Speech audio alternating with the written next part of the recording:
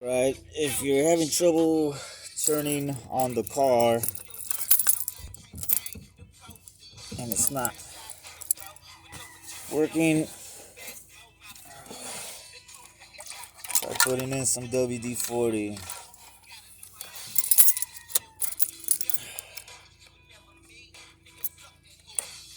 Just a little bit. And there you go. Now, if you turn it off and doesn't want to come out, try moving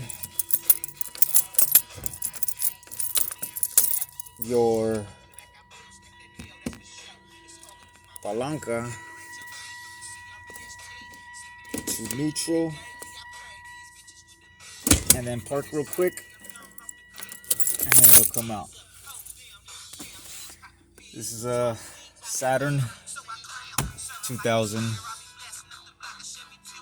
it's just a shitty ignition. Or it might be the key too. You can also try to put oil, but don't put it straight into the ignition. Just pour it on the key.